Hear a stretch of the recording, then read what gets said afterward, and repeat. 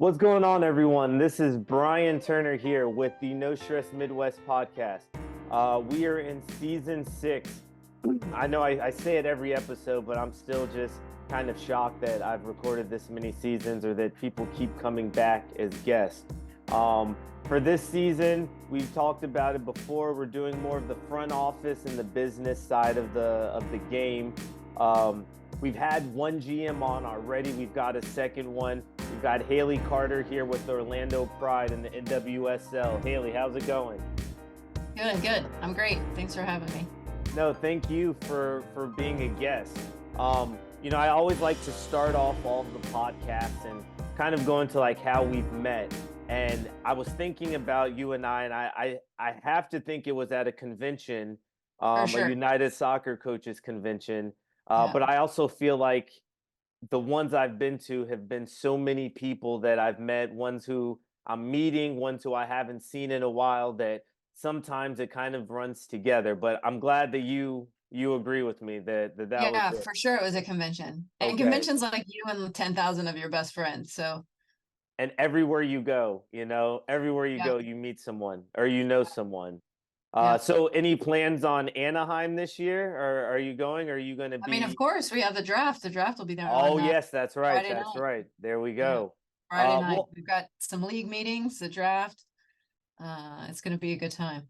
Well, Yeah. and we were talking a little earlier about a new signing you just had, and you're dealing with the media and the press, people asking questions. So I think you just made the post, or not you personally, but the social media a couple hours ago, and Yeah. you're already being peppered with questions and stuff. Is this pretty normal for you, or is this? Yeah, Yeah, for sure. It's the gig. It's living in GMsville.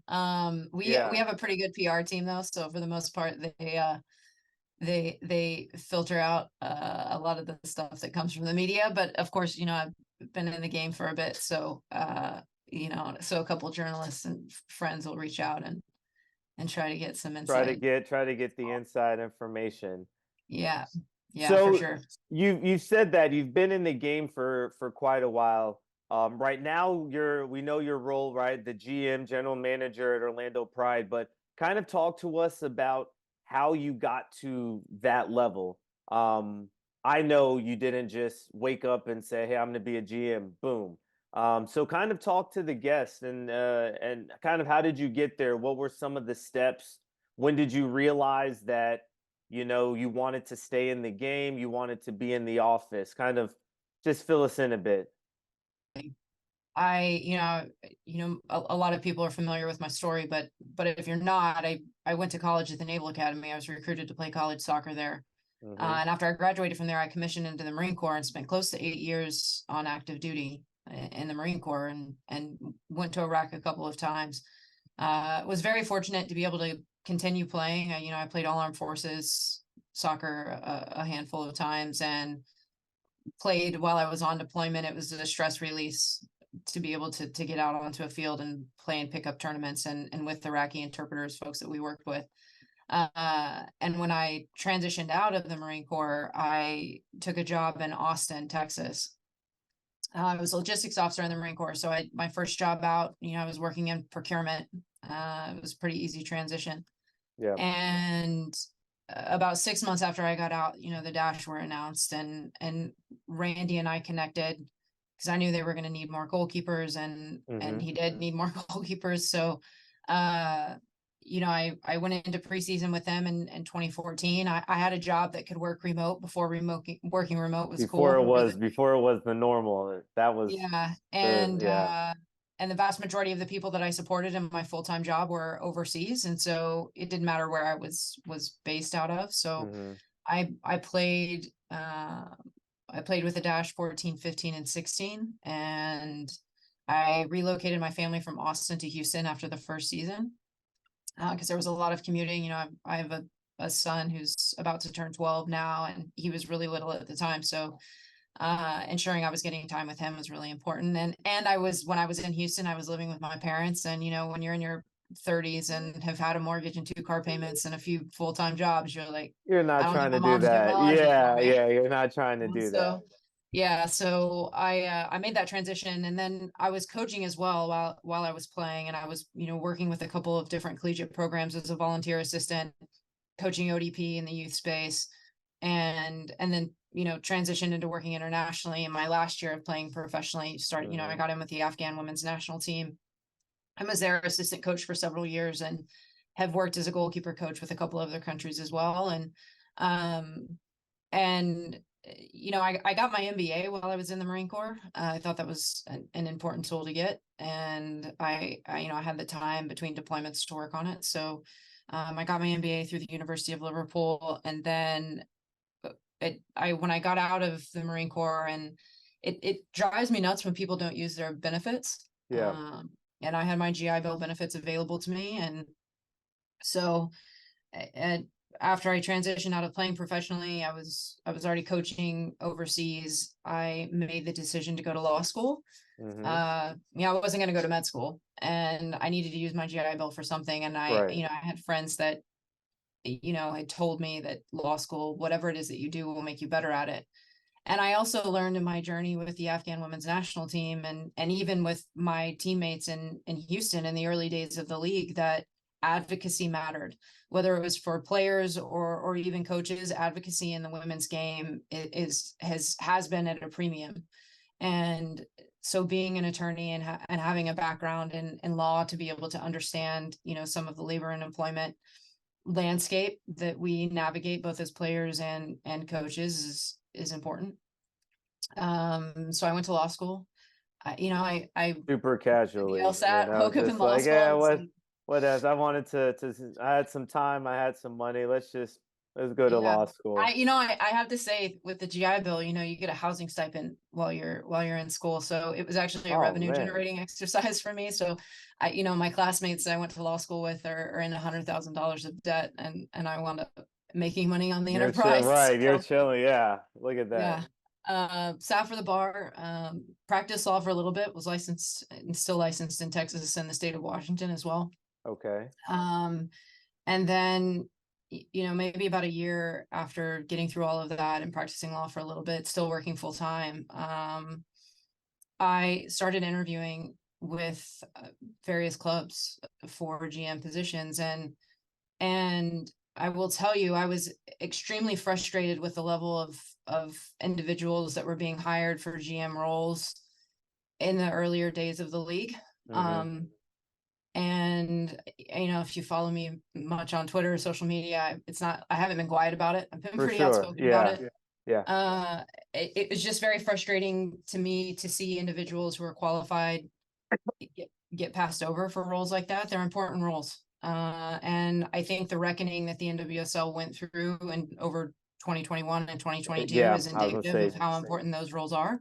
Mm-hmm. And yeah, I was really fortunate. Like I said, I interviewed with a couple of clubs, and I landed on Orlando because the Will family, the ownership group here, is their values are very aligned with mine. And Orlando, we talk about here Orlando being a sleeping giant, and that it's just been a club that's faced a lot of churn and turnover, whether it's ownership, front office, head coaches, assistant coaches, roster. Yeah. There's been a lot of turnover really since its inception. And, to have the ability to come in and build something that is a foundation. And I hate to use the word rebuilding because you hear it a lot. It's somewhat cliche in this industry, but we're not rebuilding. We were building a foundation to start to grow from in the 2023 season. And as we move forward, you can start to see off that. We want to build off that. And one of the reasons that I came here is to build something really special, to create a culture where people are valued, athletes and staff, and everybody enjoys coming to work, feels safe coming to work to do their job, and that we treat people well. I talk about our capital assets in this game are human beings. And so ensuring that we are treating people well, both as people and as athletes, is really important. And also ensuring that we're treating the staff well and making sure the staff have what they need to be successful. And everything, when we talk about it as a club, it's not like the team and the staff, it's one club. It's one club. And, Yeah. Yeah. creating that culture where we're comfortable having hard conversations and professionally disagreeing with each other and growing together is really important. And Orlando offered that opportunity. And so I jumped at it. And here you are. And here I am, a couple of degrees and 2 decades of professional experience later, finally getting hired as a GM. And Right. you know, it's nice to see. I think you can understand this, like being a minority, and obviously I'm a white woman and I was born with a lot of privilege, and I like show up recognizing that every day. But it's nice to work your ass off to do the right things and to get the right qualifications and to get the right degrees and to have the right experience and to finally get hired into a position is it's a relief, Yeah. to be honest. You know, so I'm glad. Obviously, I consider myself incredibly fortunate to be in the position that I am, but I'm glad to see that there are owners like the Wilfs and others in the league right now that are very serious about making competent, qualified hires. And I'm not afraid to say that I'm a competent, qualified hire. For sure. Well, and I feel like I mean, there's definitely a lot to unpack there that I want to, but I think it's very telling the way that you're approaching this, being a GM and going into your second season now, with the law degree, with the world experience of being in the military, doing active tours, coaching at a national level, playing professionally, right? There's all these different experiences, and I feel that who we are today is because of everything we've gone through. And Amen. to hear you talking about what you want to do with the club, what your philosophy is with that, and giant club, not front office, not staff, not players. I mean, I think it's very telling the detail and the level. I'd say the trying to think of the right word to say, but you've put in a lot of thought into it, and I think it's going to be showing over these next couple seasons. You've talked about when you first were trying to get into the league, and there weren't competent hires that were being made. As you then later said, and I wanted to bring it up, you saw that in 2021 and 22 when I think the Athletic made the dropped the story the first time, and about all of the stuff that was going on in the NWSL between coaches, between front office, abuses of power. I mean, I was shocked reading it, and I'm talking to some of my friends who play in the NWSL, and the sad part was they were just like, "Yeah, we know." Like, maybe not to that every level, but then Yeah. like the Yates report came out, and you see coaches being blackballed, being banned from coaching ever. And I think it just shows the reckoning and the change that's coming, is that we've got to get those bad apples out because it's just ruining the bunch. So it's good to hear and to see people like yourself who are going into it. You said you've worked your ass off, right? And there's nothing more rewarding than knowing like, hey, I made a goal to do this. So if I can do this to achieve this, you're like, wow, I thought of something and then I made it real life. And a lot of people, I don't think, have that superpower, to think of something, to want something in your head, and then to go out and do it in real life and make it a reality. So when Well, everyone, I think it matters too that, you know, we had an ownership group that was willing to seek out hires, right? Like, you know, I think the other problem to this is, right, is it takes allies, it takes decision makers looking for individuals like myself. You know, hmm hmm they didn't shy away from the fact that I've been outspoken on social media about things. So, you know, it is, you know, they're not afraid to hire somebody that's, I think, is going to challenge the status quo. You know, and our ownership group gives me the trust every day to go and make decisions that I think are going to be in the best interest of the club, and, you know, working with the staff. And I'll tell you, our environment is very collaborative. You know, we want everyone to have a voice in decisions. You know, some decisions obviously are limited to a select number Just of certain folks, people, but yeah. but and sometimes we, Seb or I don't always listen to the feedback that we get, but we want people to be heard. We want people to feel empowered. And, sometimes we'll make decisions because we have information that other people aren't going to have and don't necessarily need to have. Yeah.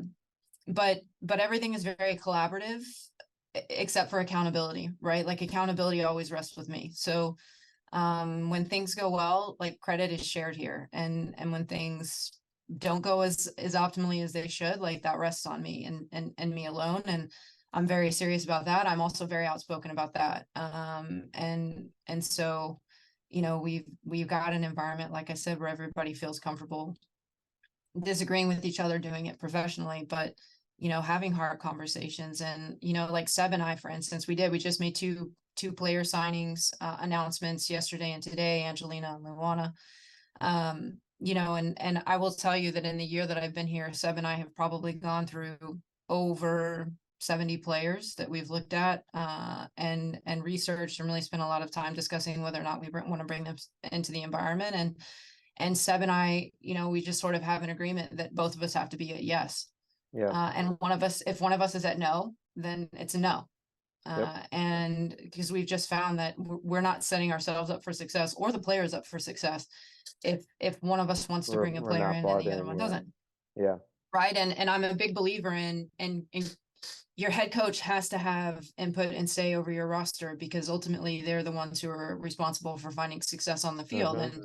And holding a head coach accountable to a roster that they don't build is unfair and inappropriate in my eyes. So everything has to be collective around it. And if things don't work, then again, that's on me. That's not on both of us. It falls to me. So yeah, it's a great place to be. Like I said, I'm really fortunate. We have a great staff, our entire technical staff, medical staff, support staff, team ops. Like, I'm really fortunate. We have an incredible group. I love coming to work every day and working with these individuals, and everybody's bought into what we're trying to build. And I think you could see it with our roster on the field, how much our players enjoy playing together and playing here in Orlando. And we just re-signed Kylie Strom to a new 3-year contract. We have a couple others that we're re-signing to extended contracts. And it's a really positive place to be, and to be able to have an off season where we're not looking for a new head coach, we're not looking for a GM, we're not like You can we focus consider on ourselves pretty growth. lucky in the NWSL right now, for sure. Well, and you can focus on growth when you're not focused on having to make those hires to then focus on growth again, right? And I think you touched on another good point on with the ownership group really trusting and believing in you. We all know how important that is, and I think in roles like a GM and especially a head coach, right? You've got to have the person who's hiring you believe in you. So when things get a little rocky, hey, it's all part of the course. Everything isn't going to move up in a straight line. There's always going to be this, but as long as we keep moving in the right direction, right? Injuries happen. That's part of it. You look at some of these clubs, I'll say like bigger European clubs who are already in, so many matches, playing Europe, playing domestic. They've got 8, 9 injuries of starters, right? And then people are, oh man, the manager shite, fire them. And it's like, well, I got 8 players out. What do you want? What do you want me to do? Or on the flip side, you have the GM and the head coach or the manager that aren't on the same page. And then the GM's like, well, hey, this is the person we want. The manager knows that that's not what's part of the plan, but then yet has to play that person, because how do you not play?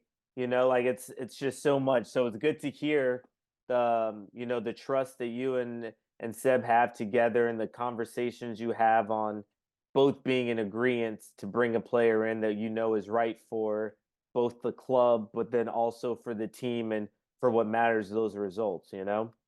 Yeah, I think you bring up a good point about and investing and trusting in head coaches. Our season in 2023 didn't get off to a great start. We lost the four the first games that we had. And I think it was an important lesson. We lost in like the 20 millionth minute of stoppage time a couple of times.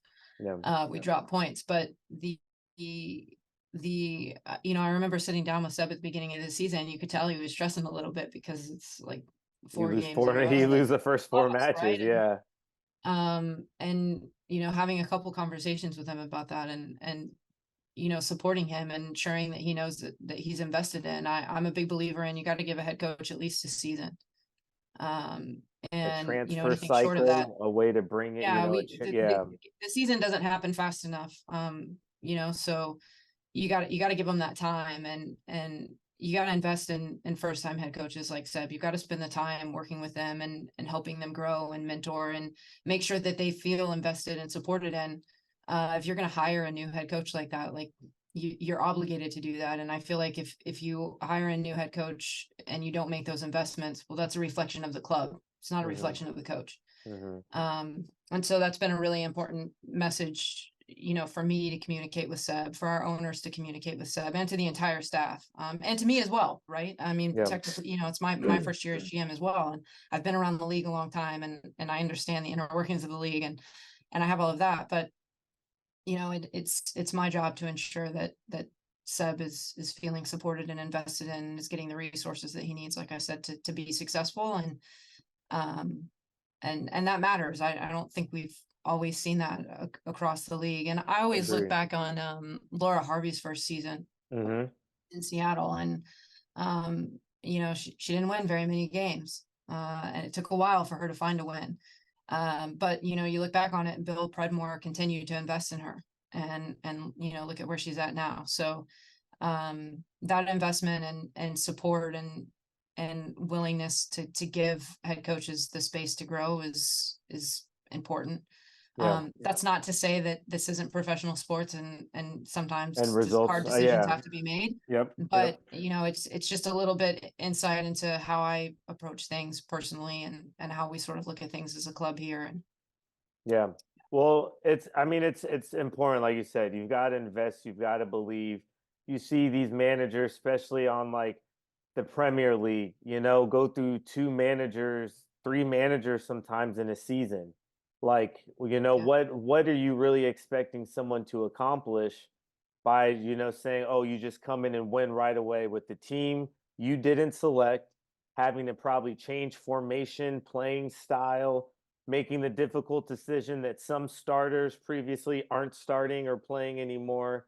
I mean, it's yeah, so, I don't want to use the term unfair because life is unfair, but it's just like your manager is supposed to set your players up for success on the pitch, the GM in the front office has to set the manager sure, up for absolutely, success because it's tough.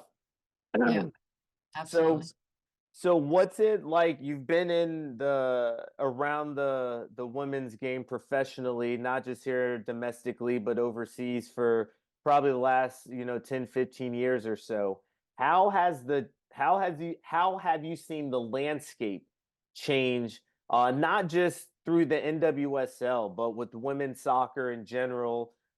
Maybe domestically and internationally might be a really broad topic and we don't have the time, but at least domestically, how have you seen the landscape change? Well, I think just the investment in women's sports generally, you've seen increase tenfold. Hmm. Um, you look at the franchise fees that are being paid to get into the NWSL right now, Bay FC, Boston, uh, the ROI is there, and more folks are looking to get on board and making the investment and supporting women's soccer. You see USL Super League coming online in Hmm. 2024 is going to give more opportunities for women to play professional soccer. And I think the more opportunities we can give women to play in our country, it's a big country.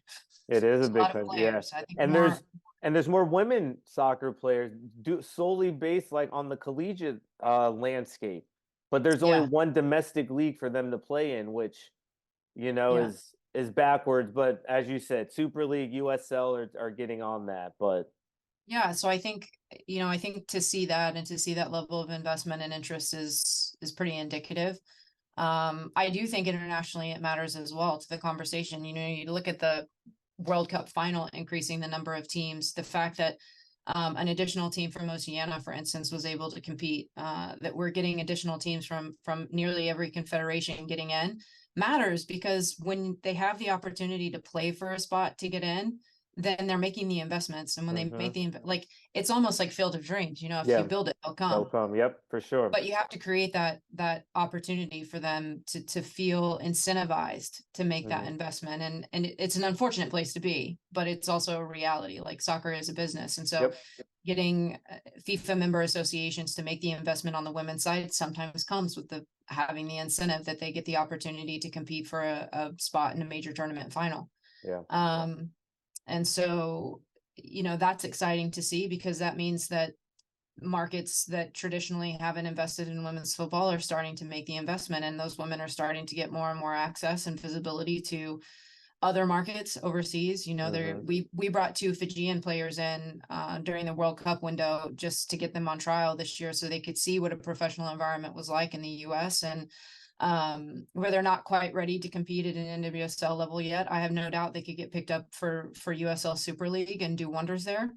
And I talk about this often, and it applies domestically as well as internationally, that, you know, we have to play a role in increasing the visibility and access of players to this level of the game, because a lot of players don't know what they don't know. Yep. And not by giving them access to a trial like our 2 Fijians, Sophie and Dema, getting them in so that they could see what it's like. Not only do they now know what the expectation and the standard is, but they've gone home to Fiji and they've And tell implemented people, yeah, a lot and of activation yeah. and, you know, the strength and conditioning work that we were doing, and the expectations and standards that we hold our athletes to. They've gone and they've started pushing with their own national team and with their clubs in Fiji on, you know, these are what the expectations should be. This is what the standard should be. This is what training sessions should look like. This is what gym sessions should look like. You know, and if we can't grow the game in that way, you know, being in a position that I'm in, then I don't deserve to be in this position. You know, I feel like it's a moral obligation that I have to ensure that, you know, we're not just about winning championships, we're also about winning the game, because ultimately, or growing the game, because Growing the, ultimately yeah. that for me is what matters most. We're growing fans, we're growing athletes, we're growing coaches. Any opportunity we can to increase the participation of women in sport, and women in sport at a high level, is a critical opportunity for us to jump on. Yeah, well, and to your point, and I mean, I say this, I know you believe in it, you're living it, but representation matters a lot. And I Mhm. know with, you know, I tell this story. There was a young girl I was training. I think she's in maybe sixth or seventh grade. Um, and during our session towards the end, I was going to have AD French from the Yeah, KC Current come in to, we were just going to chat about some business stuff. yeah, And AD came early. I introduced her to the girl. The girl obviously knew who she was already. And this girl during training sessions never stops talking. I mean, she is the most confident, just, you know, I can make you, I can beat you, you know, all of this. She saw AD, couldn't even speak, you know, and she took the yeah, picture with AD. The mom took it, right, and the mom texted me. She was like, "Yo, you know, little so and so has not stopped talking about this, and now she wants to go to every KC Current game. She swears that her and AD are best friends now. You know, all of this stuff, and you yeah, know, for this moment, and this girl who is a really good athlete and a very good soccer player, that could have been the thing where now she's like, I want to be a pro player." Because yeah, it's one thing to see it on TV, which is almost it's real, but it's not real. Versus you get to touch somebody and you say, "Wow, I am touching someone who's played for the U.S. national team, someone who's been in a World Cup, someone who I see on TV."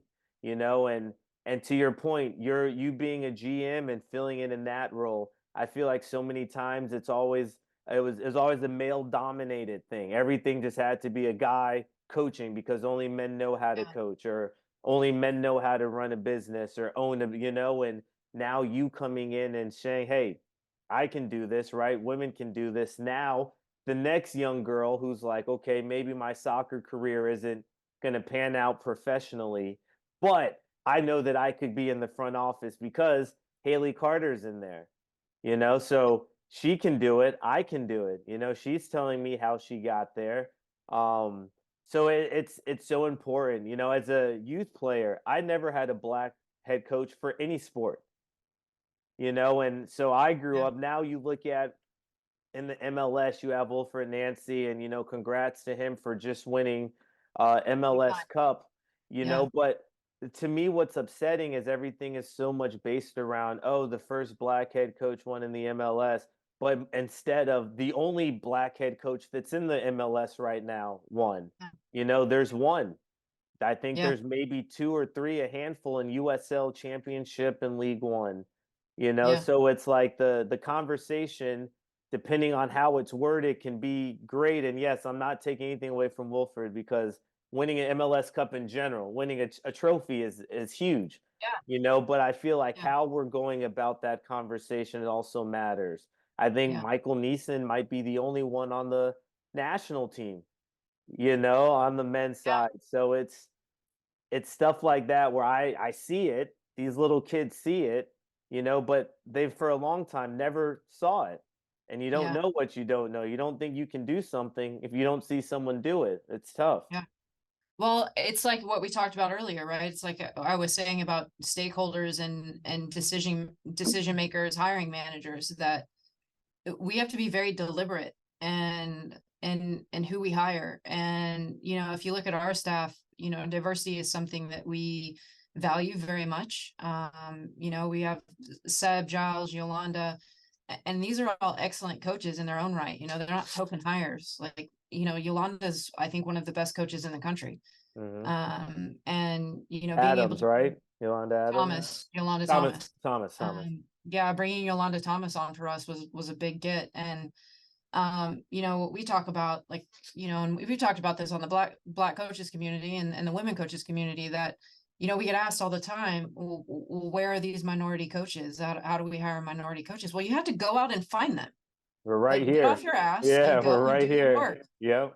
you Yep. know that we have a tendency, especially as women, and that we want to be invited to apply for things as opposed to just putting our name out And there. just, And yeah, doing it. we talk about it, and I say this, and you've seen this many times, where a man might look at a job qualifications and meet two of them, and feel comfortable just going ahead and applying and throwing their resume and everything into the hat. But oftentimes women will meet every qualification, or 9 of 10 qualifications, and still think, not 9 of qualifications, is that enough? I Right, don't meet all of right. the qualifications, and then second guess whether or not they want to put themselves forward for a position.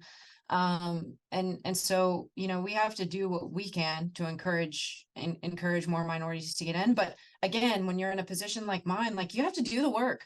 Yeah. You have to go out and find them. You have to Right, go out. right, There right. are Yep. good coaches Yep. of every gender, of every sexuality, of every race, they are out there. You just Ethnicity, have everything. Hair to go and color, right. do the Just look work. for it. Yeah, just look Go for it. and find them, Yep. and make it a priority. And um it's I just get tired of being asked, well, where are all these Where are coaches? they? Where are They're they? out there, go find them. Like they're Do the hidden in a work. cave or something, Yeah, like in some laboratory like just under some rock somewhere. yeah, No, they're out yeah. there. They're out doing the work every day with players, Coaching out clubs, in and the open. colleges. Yep. Yep. Go do the work. Yep. Go find them.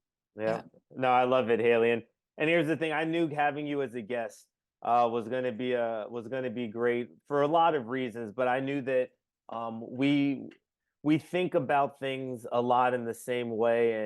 And ultimately we want the game to grow, we want what's best for the game. um but you can't make that change from outside, what do they say, you can't hate from outside the club when you can't get in, You got to like be part of the you solution. got to be inside of there to be able Yeah. to make that change.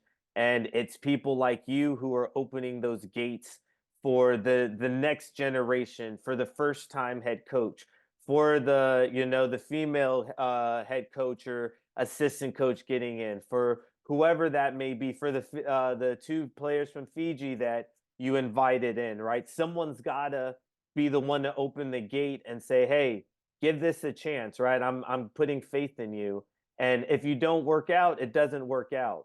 Not saying that everyone that reaches out to you, Haley, you've got to just, oh yeah, everyone, come on in, Yeah. let's, Yeah. it's not Again, because your name's you on the have to be line. diligent, right? Yeah. It has to be the right person, has to be the right opportunity, but you have to be deliberate and you have to be diligent. And Yep. like I said, I think for me, it's it's an imperative for me. If I am not using my position to do those things and open those doors and smash down those walls, then I don't deserve to be here.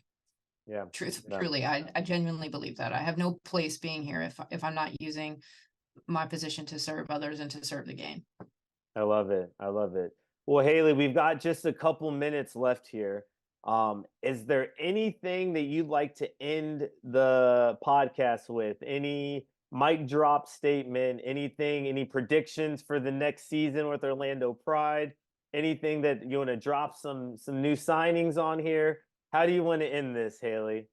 I can't, my PR team would be very upset with me if I dropped I understand. anything inside, but, I'm excited about it. I think, like we talked about Orlando, we're building something really special here. And, we are changing a reputation and a culture, and that takes a lot of time. And so, we've got buy-in from players, buy-in from staff, and we're starting to get more and more buy-in from fans. I think my ask and sort of call to action would be, for folks watching what we're building to have patience. Obviously Seb's got to go and find wins, so that's his job. And I've got to focus on longer term things, but what we're building here takes time, and it's a process, and we feel really good about the strategic vision and where we're heading. I'm excited about it. I'm excited about 2024. I think we're going to have a fun time. Still getting over missing out on playoffs in 2023 by goal differential.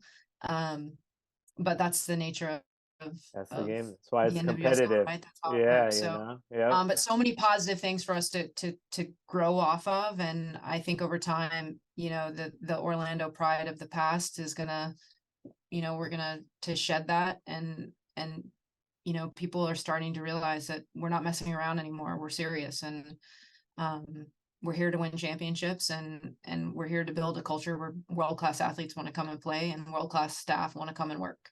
So. Yeah, I love it. Well, and the way you talk about it, it seems that everyone's bought in, right? And it's so much easier to move in one direction when everyone's moving in the same direction. Yeah. So it seems like you've got that part down, and then we all, well, I can't say we all know. I know how much work goes into trying to make anything happen on the pitch, and then you have to make it happen on the business side as well, knowing that they both work together. Mhm. So, it's a GM's role. You're living the dream there. I am. You've picked up at least one new fan of the Orlando Pride here. But Haley, I want to thank you so much for your time. I know it's very valuable. I know you've got so much stuff going on in the off season with the club, but you took a couple minutes to chat with me, so I'm very appreciative of that. Yeah, absolutely. Absolutely. Well, let's get this podcast closed out. We have, once again, Haley Carter, the GM for Orlando Pride of the NWSL. This is Brian Turner here with the No Stress Midwest podcast wrapping up, and we will catch you on the next episode. Cheers.